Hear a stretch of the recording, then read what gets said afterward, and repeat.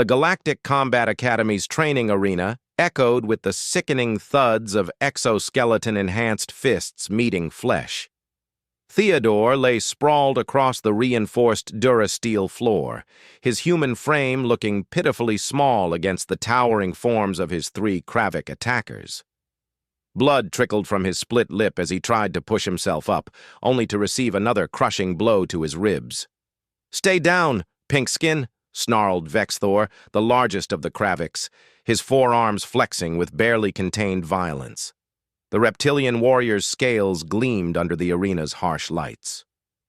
"Humans don't belong in the academy. You're too weak, too fragile." The other cadets in the training facility pretended not to notice. This wasn't the first time the Kraviks had singled out a human student, and it wouldn't be the last. In the 3 cycles since Earth had joined the Galactic Federation, humanity had earned a reputation for being the softest species in known space. No natural armor, no enhanced strength, no venom or claws, just soft skin and breakable bones. Theodore coughed, tasting copper. He'd known this was coming. The combat trials were tomorrow, and the Kraviks wanted to ensure he'd be too injured to compete. He tried to stand again, his legs shaking. Vexthor raised his primary fist for another strike. The arena door hissed open. "That's enough." The voice was quiet, almost conversational, but it cut through the arena like a vibroblade through silk. Every head turned toward the entrance. Catherine stood in the doorway, her dark hair pulled back in a simple ponytail, her academy training uniform unmarked by any special insignia. She was shorter than Theodore, her frame seemingly even more delicate. To the Kraviks, she looked like a child playing dress-up in a warrior's clothes. Vexthor's lipless mouth stretched into what passed for a smile among his kind. "Another human? How convenient. We can break 2 of you before—" He never finished the sentence. Catherine moved. One moment she was standing in the doorway. The next, she was inside Vexthor's guard, her elbow driving into the nerve cluster at the base of his throat, one of the few vulnerable points on a Kravik's armored body. The massive alien's eyes went wide with shock as his vocal cords seized. His 3 companions reacted instantly, their training overriding their surprise. Kreshva, the female Kravik, swung her lower left arm in a devastating hook aimed at Catherine's head. The human girl didn't block it. She dropped beneath it, her legs sweeping out in a move that should have been impossible given the Kravik's low center of gravity. But Catherine had studied, she'd learned, and most importantly, she'd understood something the Kraviks never had. Physics didn't care about your species. Kreshva's own momentum, redirected by Catherine's precisely placed kick, sent her crashing into Jormal, the 3rd Kravik. They went down in a tangle of armored limbs. The 4th attacker, a young Kravik named Thex, was smarter. He backed away, reaching for the stun baton at his belt. Catherine was already moving toward him, but this time he was ready. He activated the weapon, its crackling energy field humming to life. "Humans break so easily," Thex hissed, swinging the baton in a practiced arc. Catherine caught his wrist mid-swing. The arena went silent except for the baton's electric hum.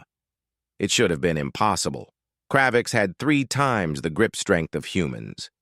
But Catherine wasn't trying to overpower him.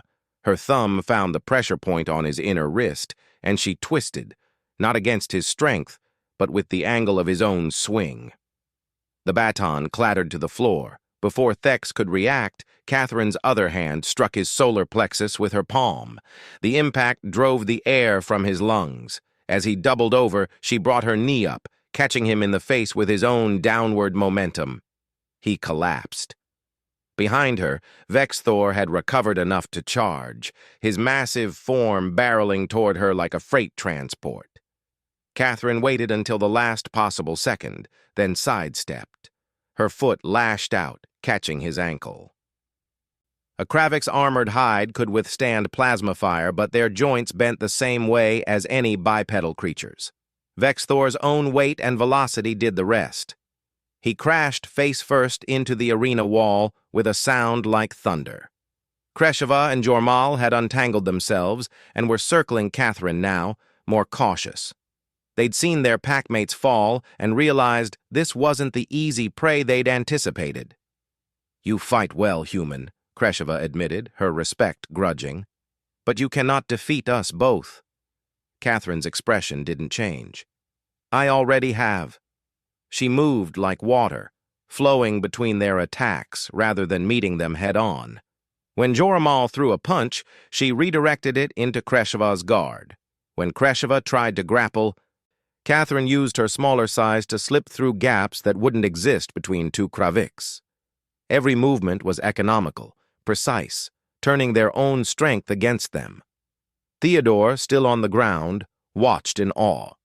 He'd trained with Catherine, knew she was skilled, but this was something else entirely. This was art. Within 30 seconds, both kraviks were on the ground, groaning. Catherine walked over to Theodore and extended her hand. He took it, letting her help him to his feet. She didn't even seem winded. "You okay?" she asked. Yeah. How did you—" "Humans aren't strong," Catherine said, her voice carrying across the now silent arena. Other cadets had gathered, watching from the safety of the upper observation deck. "We're not fast. We don't have armor or claws or venom." She looked at each of the fallen kraviks in turn. "But we learn. We adapt. We find the weak points in any system, any opponent, any challenge. You want to know what makes humans dangerous? It's not our bodies. It's our minds. It's our refusal to accept that something can't be done." She turned to address the watching crowd. "Every species in the Federation has advantages over us. You're all stronger, faster, tougher. But you know what? We made it to the stars anyway. We joined the Federation anyway. And we'll earn our place in this academy anyway, not by being the strongest, but by being the smartest." Vexthor groaned, pulling himself to his feet. He looked at Catherine with something that might have been respect flickering in his reptilian eyes. "The combat trials," he rasped. "Tomorrow. I will face you properly, human." Catherine nodded. "I'll be ready." As she and Theodore left the arena, the whispers started. By the time they reached the dormitories, the story had spread across the Academy's neural network. The human girl who'd walked into an unfair fight and ended it in under a minute. The cadet who proved that humanity's weakness was also its greatest strength. Theodore finally broke the silence. "Thanks, Catherine. I owe you one." She smiled. "We're humans, Theodore. We look out for each other. That's another thing that makes us special." Behind them, in the arena, the kraviks were learning an important lesson. Never underestimate the species that clawed its way up from a death world with nothing but stubbornness and ingenuity. Humanity had arrived among the stars, and they were just getting started.